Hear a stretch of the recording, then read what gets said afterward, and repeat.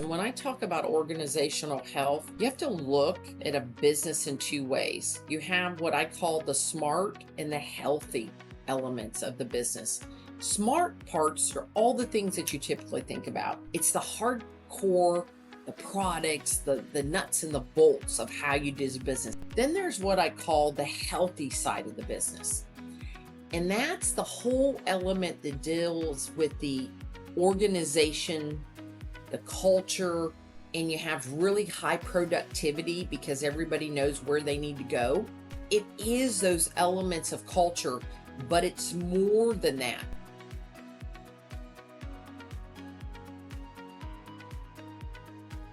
Welcome to the Cultivating Leaders Podcast, where we get inside the minds of leaders to harvest great ideas and lessons that help you grow as a difference maker in food and agriculture. I'm your host and curiosity captain, Nicole Ursig. I am so excited for today's guest, friends. She is a powerhouse full of energy and great ideas. She's a strategic mastermind when it comes to organizational health and investing in people. Jackie Applegate is the COO, soon to be CEO as of November 1st, at PBI Gordon, a company dedicated to providing innovative solutions in the professional turf and ornamental industry and the animal pharmaceutical industry.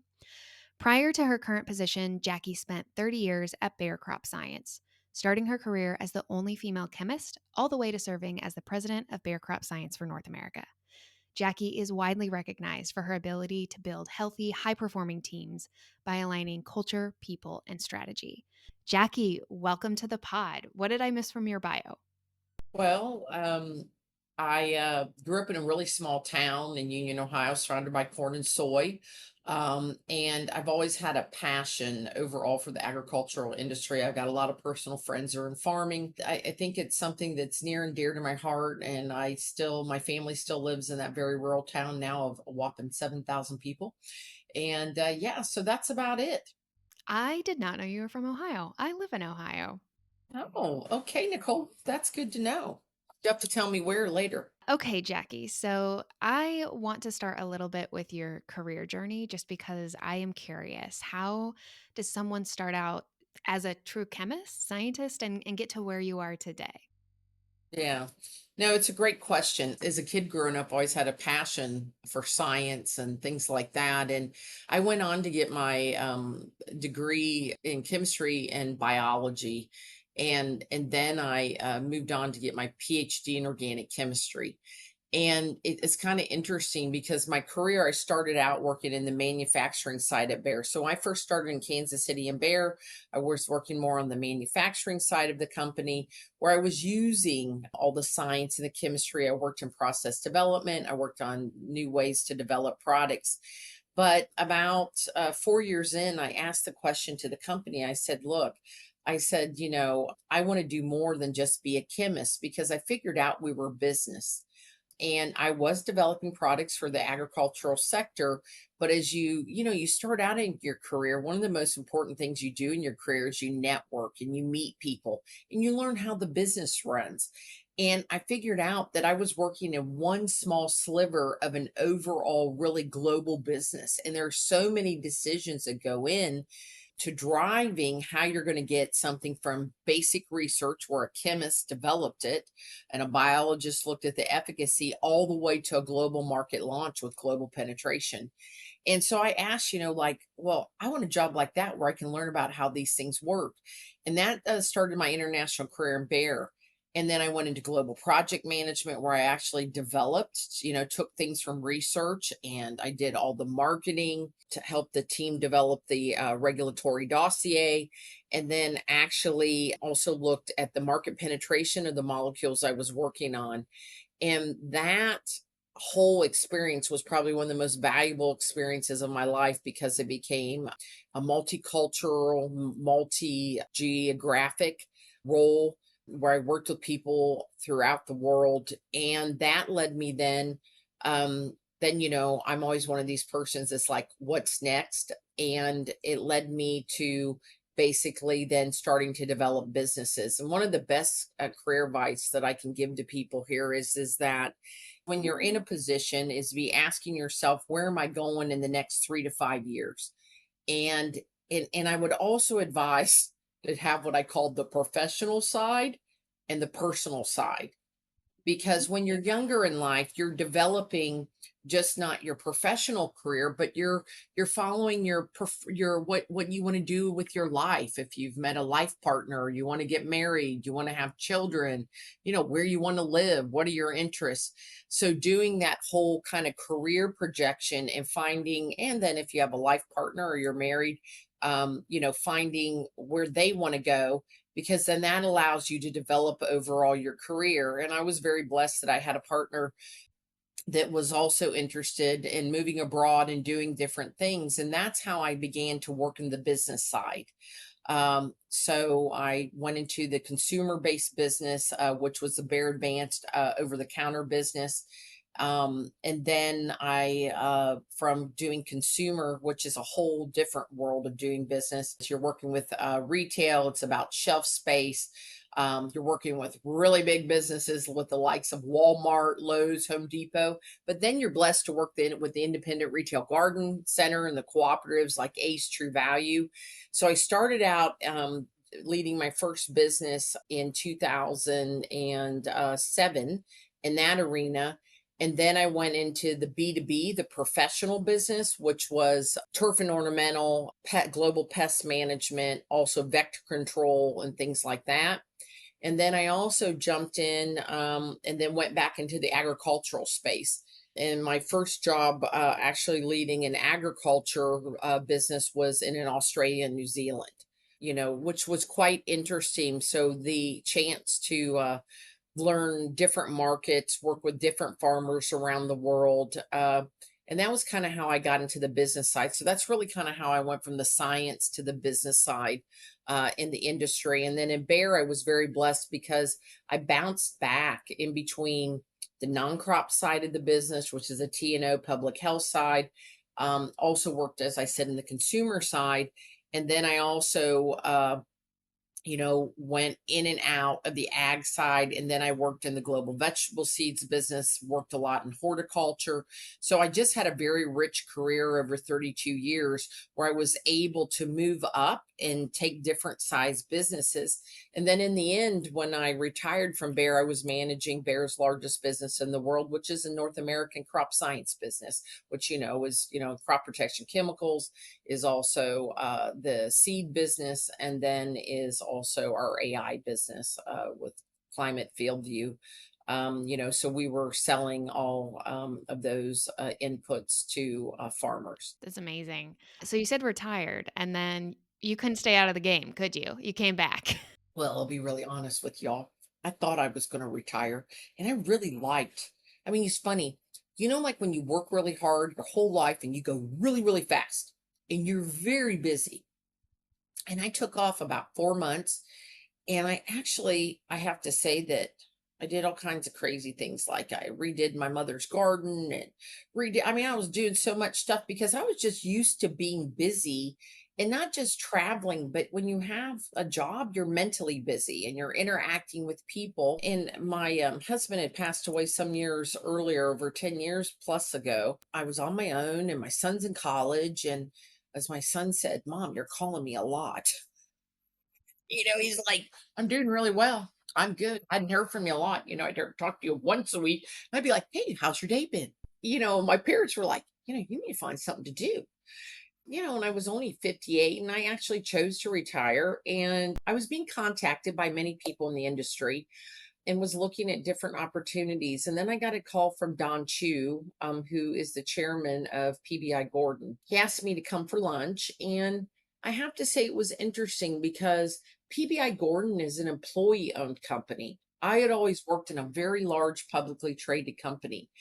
And it's a very different company in the sense that it is 100% employee owned. So we're having an impact every day. Also, at that time, we had about 500, let's say maybe 20 people in the company overall. And he said, "Look, I'm looking for a COO." He says, "And I need somebody that knows the industry well. We're both in turf and ornamental and animal health, chronic niche pharmaceutical, and also we do nutritional supplements on the OTC." So once again, that consumer based, over the counter. We're in the Pet Smarts, the Petcos, the Walmarts, Tractor Supply. Um, and then at the same time, the turf and ornamental business, which is, the standard non-crop business I've known my whole life. And then to walk into the animal health chronic niche, we do urinary incontinence. We also do anxiety. We created those categories in the pet animal health space. And now we just have made an acquisition, which is one of the reasons that Don hired me, was to grow the business. So we had acquired now Trivium Vet. And we just launched out of their portfolio Felison CA1, which is a very unique and the first of its kind product to treat hypercardiomyopathy in cats. And we have a whole pipeline there. So Don asked me, would you be interested to come in, help us grow the business? And it was employee owned. Being a small company, they really care about their employees and their families. And it was something that was so different. And I thought, you know what? One of the most favorite things I did in Bear was when I ran some of Bear's smallest businesses. There's a uniqueness to how you bring the team together and how you drive and grow the business. And it's just a lot of fun to work in a smaller organization.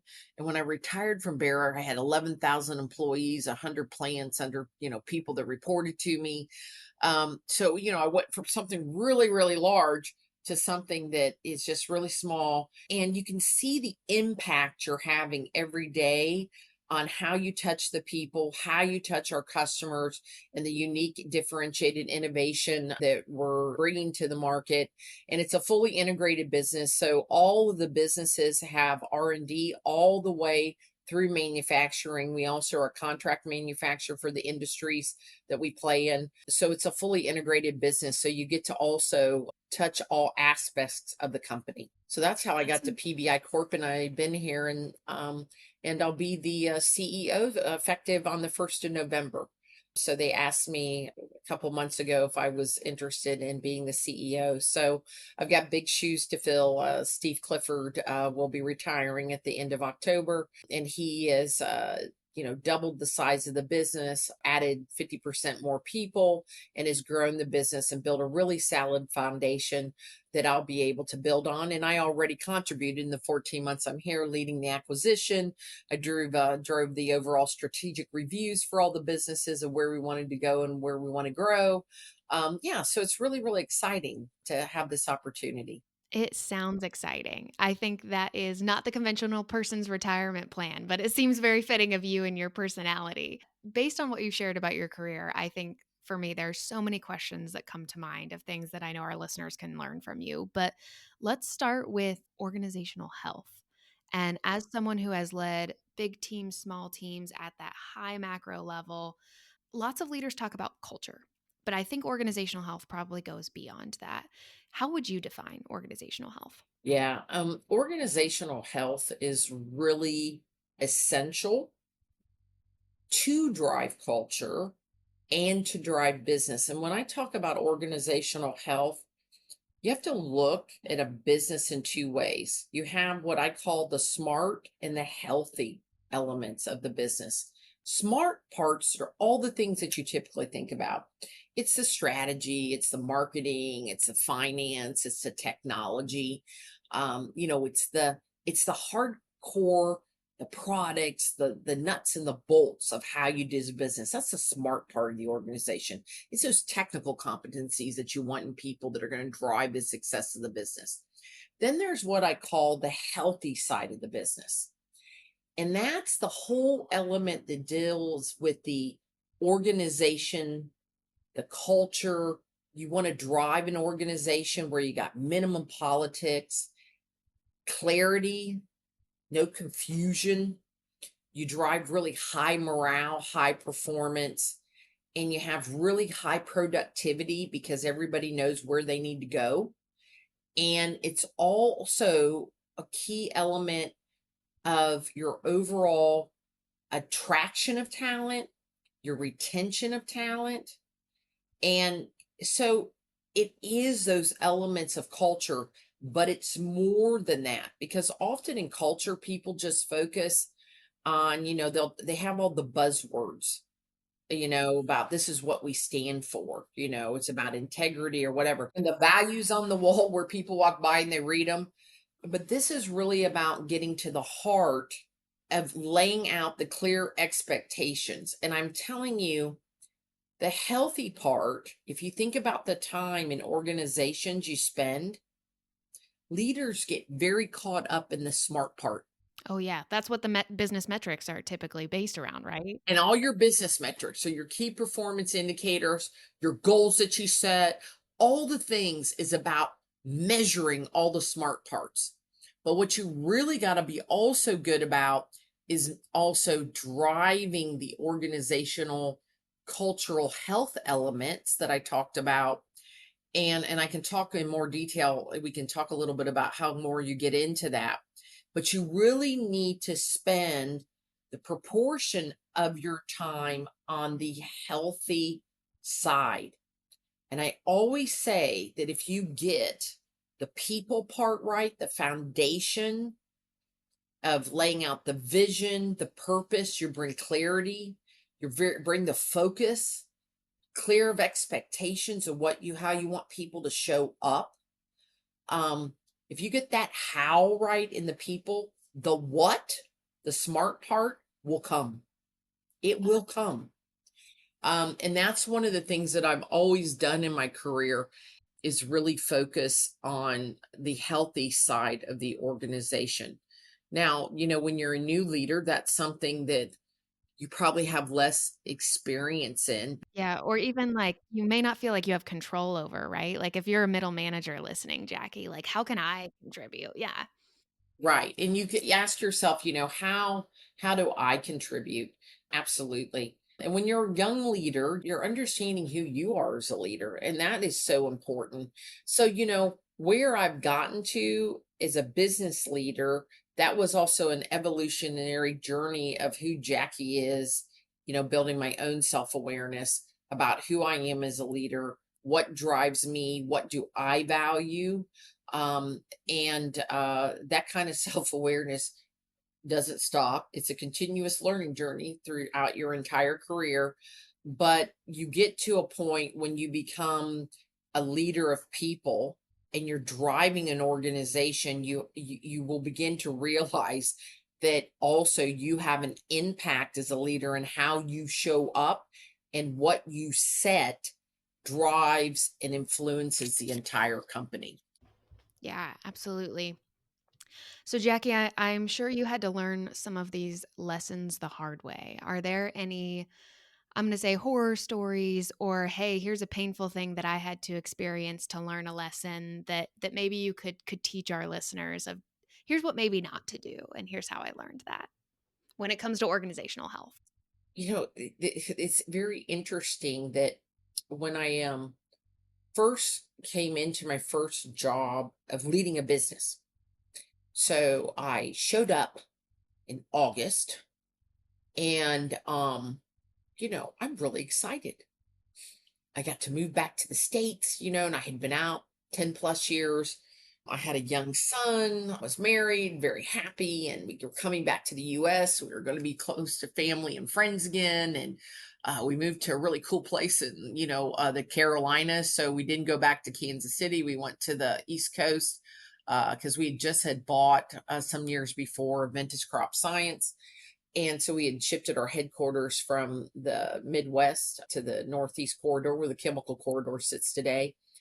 And really excited. And my son was starting kindergarten. And, that's like an exciting time in your life.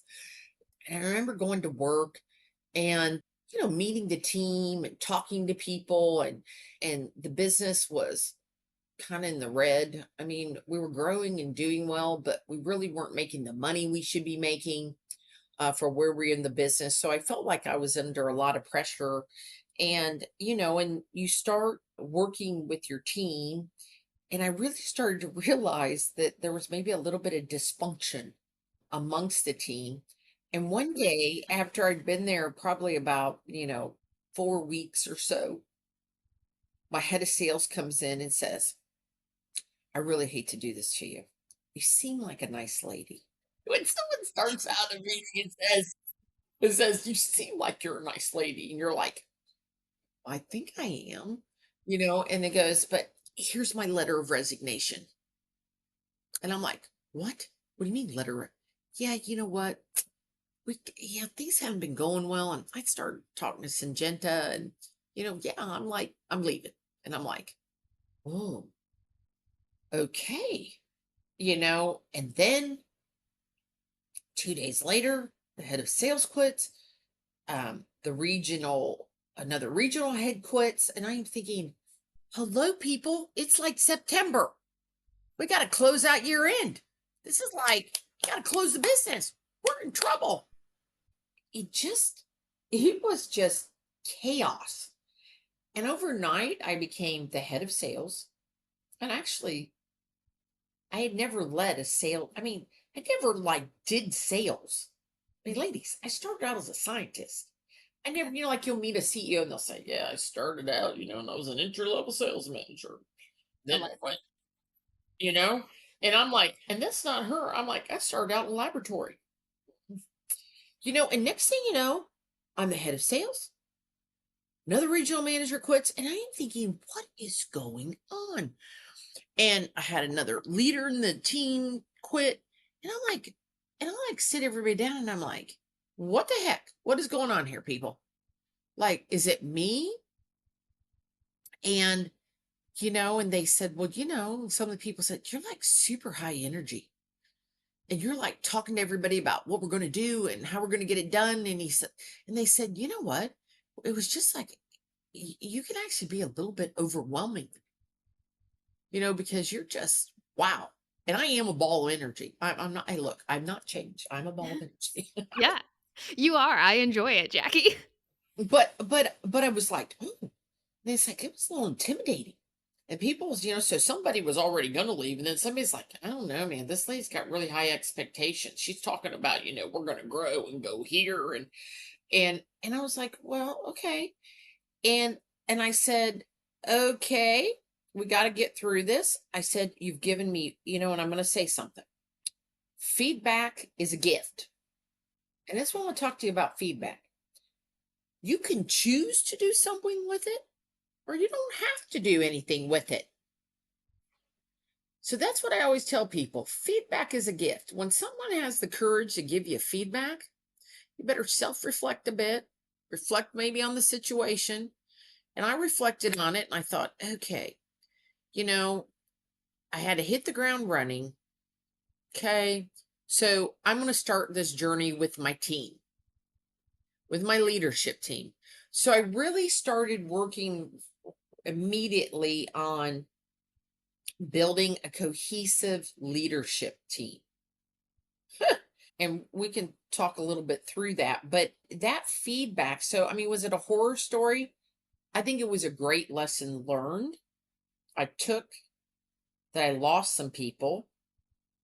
I wouldn't say that I'm taking 100% credit for pushing people out, because I do think there was dysfunction also going on before I arrived, most definitely, because the head of sales had already, before I even got there, was leaving. And that's why I was brought in, was to bring in a new leadership, new culture, work on the organization, take it out of the red into the black.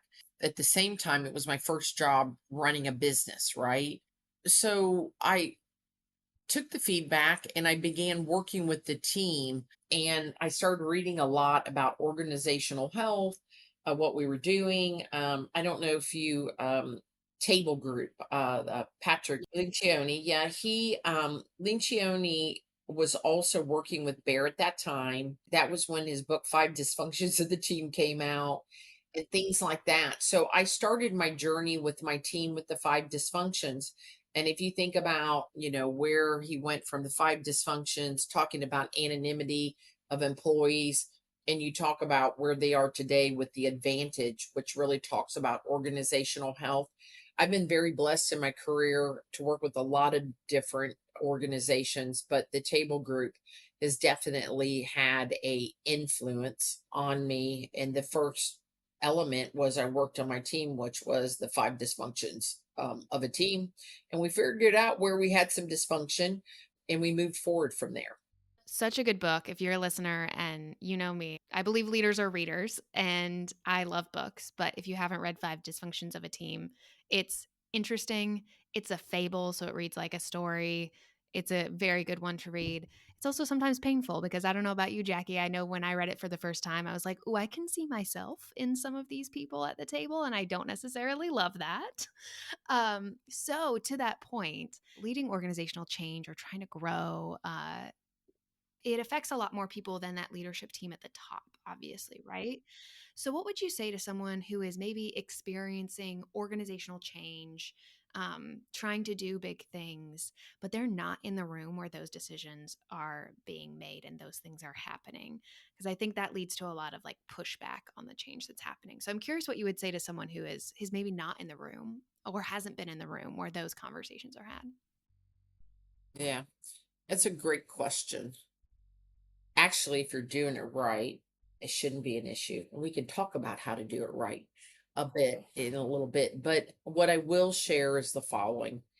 I think that one, it goes back to understanding who you are and your own self awareness.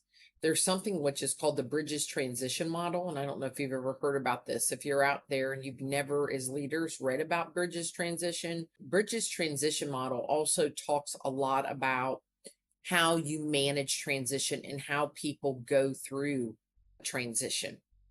There's people out there that, like, when you talk about changing and the leaders and people start talking about what the difference are, and it's like this, they're like going, whoa, you know, they're like, kind of like where I'm at. It's warm, it's fuzzy, I'm good. And sometimes they're not even like, whoa, they're like, no. Well, it can be a no, Yeah. absolutely. But, like, let's just say they're hearing it and they're going, whoa, I'm not sure. Like you said, they dig their heels in and they're not going to go on the journey. There's others that go, okay, listen to you, hear you, maybe going to meet you halfway. And then there's people that are like, whoa, change. Let's go. Let's go. I like change. I'm a go with the flow person. So if you tell me, we're going to do something, I'm thinking about, okay, how am I going to get there? What am I going to do? So what I would say to the individual is, when an organization is going through things, ask yourself, how am I going to show up? Make a conscious decision to be part of the positive. And if you can engage and look, no matter, even if you're like, woo, I like change, there's going to be things you hear that you're going to self-reflect. But if you can find ways to engage and be part of the movement, the part to do something different, you will find that it's a much better experience. And be open to learning. Ask questions when you have concerns, in a constructive way. Point that out. It'll be a much better experience for you. Often those that dig in, they become what I call the energy vampires. I don't know if you've read of any John Gordon's books, right? And John Gordon talks about, like, when you're on a school bus, right? And there's people that sit in the front of the bus and they're like, woo, let's go. And there's the people that are energy vampires, that are like sitting towards the back of the bus and they're always saying the negative things and they're always talking about stuff. And there comes a time where you're going to say to them and give them a hard look and say, are you with us? Are you on our bus? And are you going to go on this journey? If not, I'm opening up the back door and you need to step off the bus, right? That is also okay if you are an individual and you choose to step off that bus, but you need to, because maybe there's a place that's better for you. And I've always said that in change, when I've had people or I've sat down people and I've said, you know what, I don't think this is going very well. You're not really happy. You're not buying in. How can I help you get somewhere else where you're going to be happy? So I think that, for, going back to your point about who you're not, the people in the room, maybe middle management, C-suite, whatever, is what do you do? It's really about being open to engaging, to learning, but asking the right questions. But you have to, as an individual, decide, am I in here for the long haul and I'm going to go on the journey, or I need to step away? Both can be right. It's about the individual. But that goes back to knowing yourself and what do you value. Yeah. Jackie, I'm curious for someone who might be in that position, and especially maybe someone who hasn't engaged with executives that much. You talked about if you have concerns, bring them up in a constructive way. If if I'm on your team, Jackie, and I don't like maybe a change you're making, or I feel like, hey, that we're going in a wrong direction, what's the best way for a talented person on your team to come and share feedback, but in a constructive way? Right. Well, in my organizations, I always hold, one, we do one-on-one and we do step meetings. So you go down a level. One, they have their boss. So talk to your boss. If your boss doesn't have the right answers, ask your boss or go to your boss's boss. I mean, look, okay. And I'm going to say this too. I am not very hierarchical. I talk to anybody. I mean, I'm all about my people. I mean, I like to talk to everybody. I want to know what's going on, right? So I'm very approachable. Not all leaders are approachable. So you got to kind of understand the world you're in and the avenues of how your organization runs. But I would say ask intelligent questions. I'm going to tell you another thing that's a really good thing today. I mean, this is what I think is, a lot of times today when people do town halls, you have teams, right? And you have the chat function, right? Now, some companies don't make chat anonymous. Other companies do make chat anonymous. But I mean, honestly, chat is like the best invention for those people that don't want to stand up in a room or stand up and go, woo, like, hey, I got a question and I'm going to talk in front of the whole company. I mean, there's people out there that don't want to do that. So, so today you have technology. So you can ask in a meeting, you can raise your hand and step up. And I always tell people, and this is something I'm going to share with y'all. If you have this question in your head, there's probably at least 20 to 25% of the people that have the same question. So when you ask that question, there's going to be about 25% of the room going to go April. Boy, she just asked that question. Well done, right? I mean, and you might actually, by speaking up, identify people with a like mind in the sense that, well, maybe walk up to you and say, hey, I really appreciate you thought about this. And then you're creating a network where you can be talking together, working out. So being willing to step up, but at the same time, we've got email today. People send me emails all the time, and I'm the COO. Let's say, hey, Jackie. And people did that all the time. Reaching out is another way. And I think if you're a really good leader, you're going to take that seriously. That somebody has taken the effort to reach out and talk to you is important. So there's so many avenues. Your own line of leadership. Departments normally have meetings. You have town hall meetings, and then today you have technology like you wouldn't believe to reach out and to share your thoughts and opinion. I mean, look, I was saying to somebody the other day, I started out in business where I was writing slides on acetates with a pen, and we did carbon copies when we took messages. And I remember when we got email and everything was done via letter. So business moved at a pace that was slower, right? And today everything's instantaneous. So that's what I would say to people is, is step up, share your thoughts. Because if you're not having those open conversations in an organization, that helps leadership, brings to them clarity of what they're not doing well or what points they're not getting across. And all good leaders want to be able, if they're driving an overall change in agenda, they're going to want that feedback. Remember I said feedback's a gift.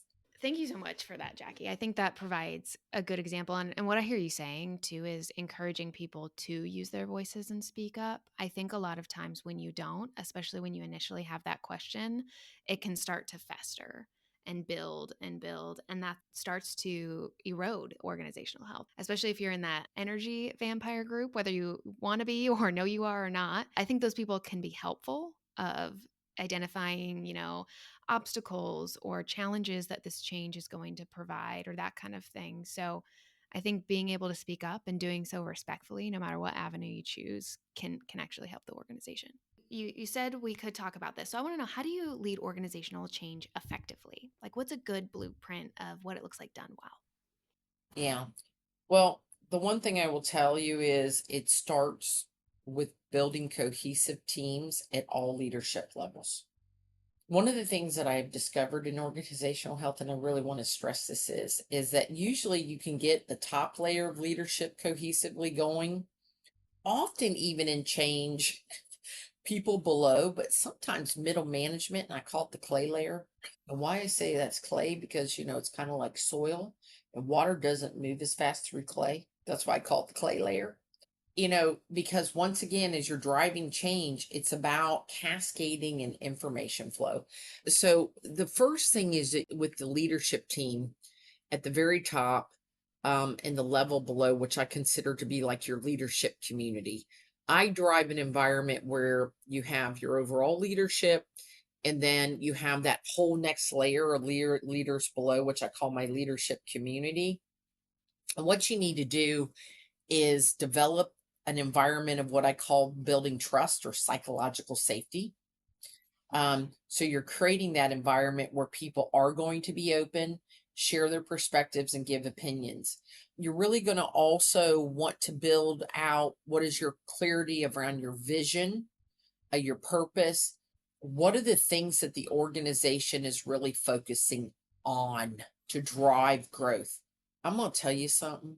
You've got to be so clear about what your goals are, and sometimes you have your vision, you have your purpose, strategically where you want to go, which that is in that, 0 to 5, and then that 5 to 10 year horizon.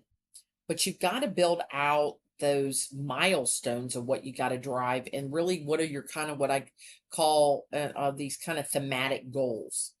And your thematic goals through the year can change, but usually there are 5 or 6 big items that you're going to drive, and then you have buckets underneath there. So building out with your leadership team and your leadership community of where do we need to go, and where do we need to drive, and where do we need to focus? Because one of the most important things is creating that line of sight from the top of the organization to every employee in the organization of what are we focusing on, what are we going to drive, and how can you show up every day and have impact on the organization. So it really comes down to, creating that clarity. So one, it's about building a cohesive leadership team. Do you trust each other? Do you enjoy being together? Are you collaborative? How are you meeting and discussing? So cohesive leadership team. And I will share with you, I meet with my leadership team every day for 15 minutes for a lightning round in the morning. So every day for 15 minutes, I'm meeting with my leadership team. I'm doing a lightning round where we're talking about what are the key elements? Do we have to share with one another? What are we doing? Who's visiting? What are we managing? And we do that every day during the week. And then one day a week, we also have a 2 to 3 hour meeting where it's our weekly meeting where we're talking more about looking at where's the scorecard, the key metrics we're measuring, what are key elements, and the agendas are built spontaneously. So you do a lightning round in the meeting when you start. And if they have a topic they want to share more detail, we say, put that on the agenda. So you do a lightning round, put that on the agenda, and then they get airtime to talk more and share. Now, you may have topics where someone tells everybody ahead of time, I want to talk about A, B, and C. that can happen, and you have those topics on the agenda. But sometimes something happens, right? And it's a burning platform. So you'll say, okay. And then amongst the team, we set the priorities of what first things we're going to talk through, right? Because, this is a burning platform. Has it affect X and Y happen? What decision do we need to take? And I do those in weekly meetings. And then also I do a strategic quarterly meeting where we do a day to 2 day session then where we're talking about big strategic items, the big items. How are we doing? How are we moving forward? And through the year, things get added on as you're going through market dynamics, the macroeconomics of what's going on in the market, the season, the weather. There are so many things that affect how we do business and what's going on. And so we do the strategic. So the daily huddle, 15 minutes, weekly meeting, and then the strategic meeting. So that's how you build that cohesive team. And you find as people talk more, you build greater camaraderie. Yeah. And you share more and you begin to learn about each other. And you begin to learn about people because then people get on the call early often and we chit chat a little bit before then we start the session. It's very, very interesting. Like football season is unbelievable. I mean, like people go and they'll be like, hey, did you watch the game? Blah, blah, blah. I mean, I'm in Kansas City. They'd be like, okay, like here, like last 2 weeks, people are like in Kansas City, like, oh my God, we don't win next week. We're dead. Well, thank goodness the Chiefs won, because if not, my weekly meeting would have been a bad meeting today because there would have been a lot of people crying. But you know what I'm saying? So it's that personal part. You create the clarity. Why do we exist? How do we behave? What are those cultural traits? Why do we do what we do? So you create that vision, your mission, and what you're going to do. Talk about what's going to drive success in the organization. What's most important of what we're going to do. So you create that clarity. Then what you do when you have that clarity and you're also working with the levels below, right? You then begin to communicate. And I'm going to tell you something. Communication is really essential. And when I mean communicate, it's like called over communication. You have to tell people something 7 times usually today in today's world for them to get it. And why is that? Why do you think that, Nicole, as a communication person? What do you think? Well, I think people hear what they want to hear and then go back to the other way of doing things, right? Like, this is easier. I know how to get this done. Unless you provide that accountability, then they're not going to go the direction that you want them to. And I think people are just going to test it too, especially if it's change, right? Like, do I really have to do this? Absolutely. But I agree with everything you said. Also, people today are way too distracted. Agreed. And there's a lot of information coming at us from all different directions. Absolutely. Bombarded. We are bombarded today with information, and one of the things I talk to my team about is being present. Where I am, like I've been up this morning. I've read a few mails. I got a lot going on, but I'm with you. I'm present. I'm focused on what we're doing. So when you're in that meeting on that topic, be present, be focused, because people are so bombarded. So really over communication, even thinking about how one communicates messages is also important, because there's been a lot of science around communications that I would say 30 years ago, 20 years ago. I mean, today we know there's people that are visual learners. Something drives me nuts is slides. I love slides, but I hate slides that it's like, hello, just put the key point on the slide so they remember the very key 3 messages or 4 messages. And then we're going to we're going to do the, voiceover to the message, right? I hate when you got to read 1,000 slides. So once again, smart slides with a message, because there are those people that need, and you know what? And I'll tell you another thing. I believe this, pictures help. Like if the slide has something that's, impactful or relevant to the topic, that helps. I know that sounds crazy. It's the way our brains process, right? You also have people that have to hear it. And I often tell people when I'm telling them something important, bloody pick up a pen, people, and write down what I'm saying. Because writing down something actually helps you remember it. Okay, that's another thing. Do you know how many people do you know that take notes on their computer? I know a lot. I don't do it because I find the old fashioned pen and paper here much more Right, effective. Yep. right. So I am just like you, an old fashioned pen and paper girl, or I bought one of these Remarkables. Oh, do you like it? I used to use my iPad and I would write on my iPad. Mhm. And I like this because I can file stuff in one area, right? And you can write just like, and I guess they got this new cool colored one that I haven't gone out and bought yet. So I still use paper and pen. Like, right now I'm doing budget sessions. And for the budget sessions, I'm writing notes. And then I put those with, the slides and things and the financials to remind myself of things. So I do a mixture of both. But I do think, so I'll be like, people, let's pick up a pen. Let's write this down because I'm going to tell you a couple important points. Once again, over creating clarity. It's about repetition, simplicity, multiple mediums. That's my message to you.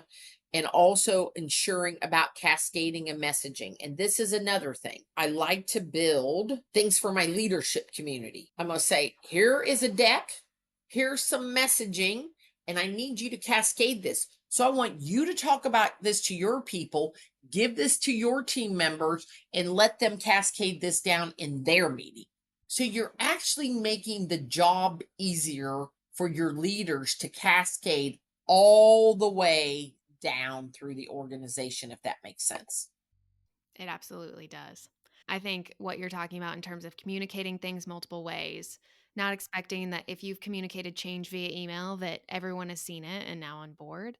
But I think what you just talked about too, Jackie, can help for communicating up as well. Of like, hey, if I'm trying to cascade something up to leadership, let's make sure I've got it in slide deck form. Let's make sure I've had the conversations. Let's make sure I sent it via email too, because I think that communication road needs to work effectively both ways. And then another thing to help reinforce clarity, we were talking about, because what we're talking about is transformation or change, right?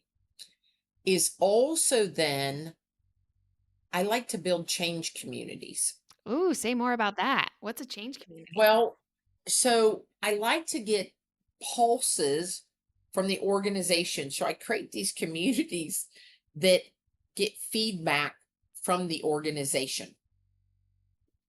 And those change communities then feedback up.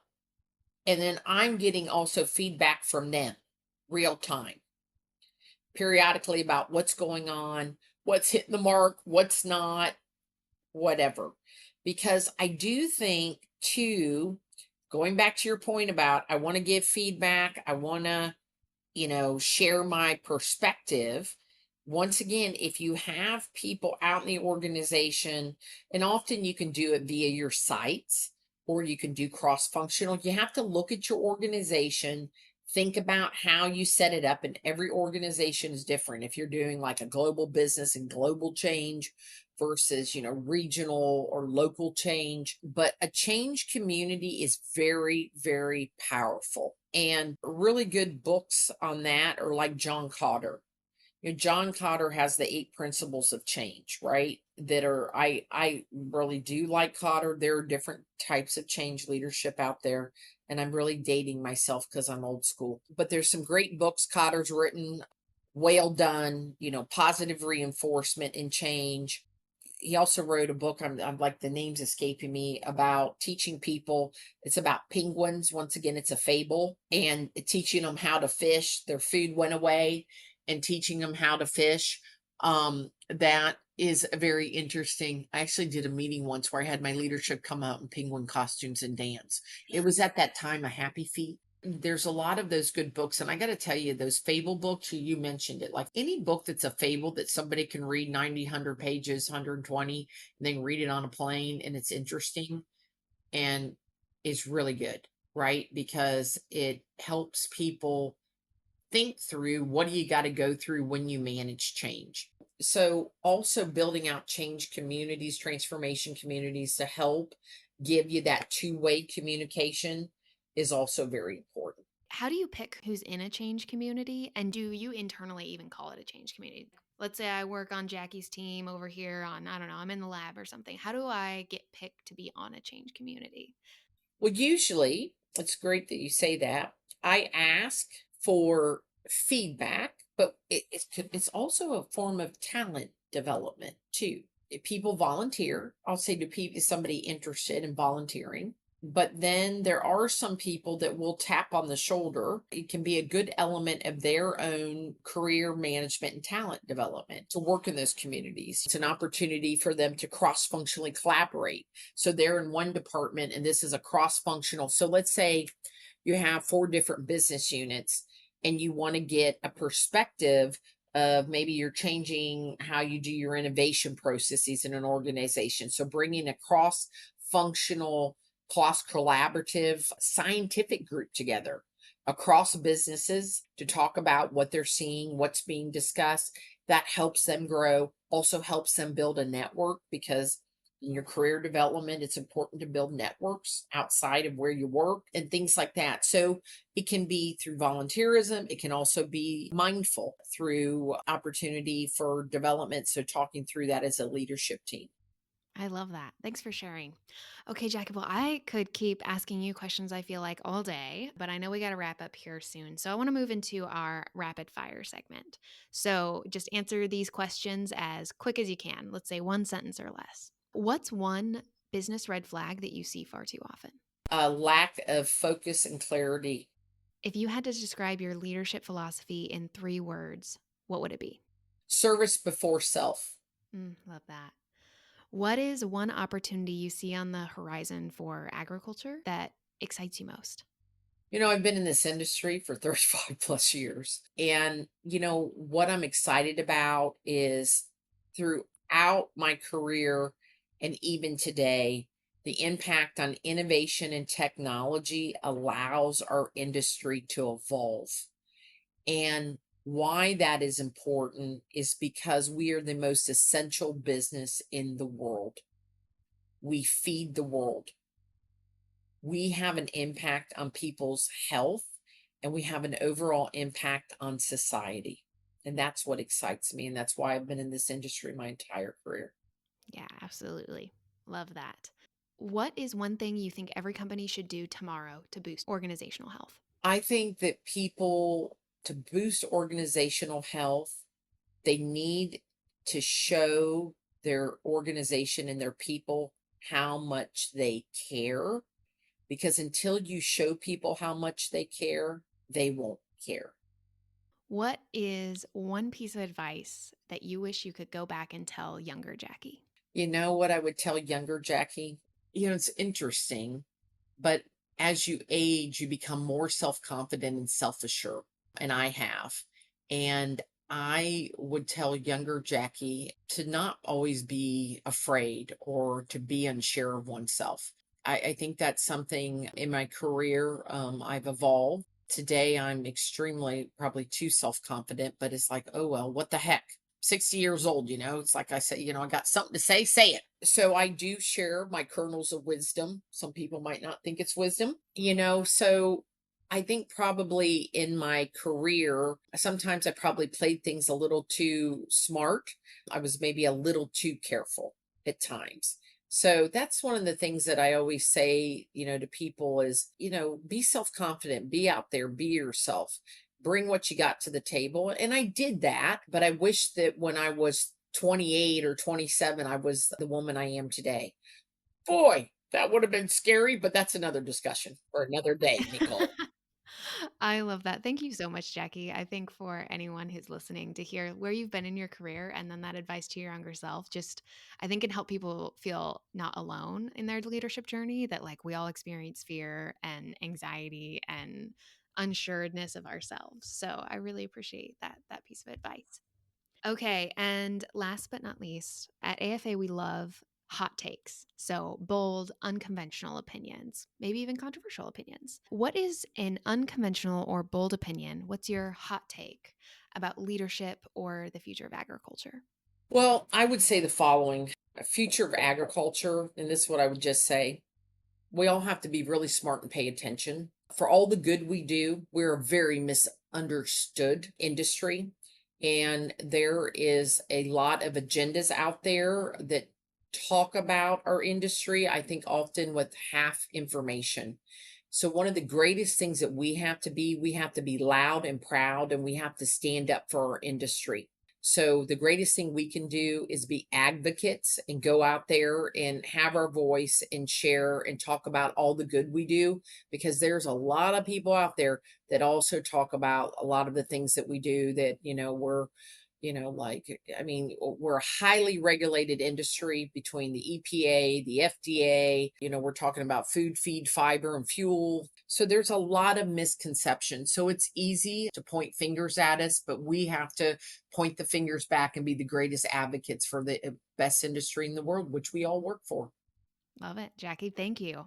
Okay, so at AFA, we're all about building bridges, and thank you so much for sharing all of your wisdom with us. Where can people connect with you or learn more about what PBI Gordon is doing? Yeah, so they can connect with me on LinkedIn. And also, PBI Gordon also has a website and LinkedIn. Each one are PBI Gordon Corp or our Pegasus PRN PharmaCal or our Pet Ag also have distinct websites to talk about each one of our industries. So thank you for asking. I appreciate that. Yeah. Thank you so much, Jackie. I could keep talking to you forever. I really appreciate you sharing your wisdom. This has been a fascinating conversation. I feel like every time we get to the one of these ends of these episodes, I'm always like, this is my favorite one. So thank you for making time for us and our listeners in your incredibly busy schedule. Really appreciate it, Jackie.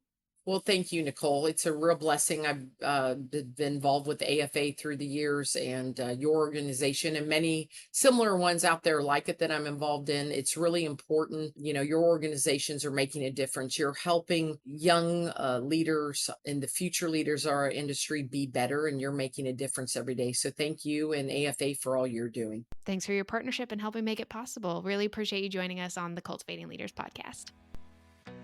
Thanks for listening to the Cultivating Leaders podcast, brought to you by Agriculture Future of America. If you've been here before, you know we value feedback as a gift. Please leave us a review and let us know how we're doing.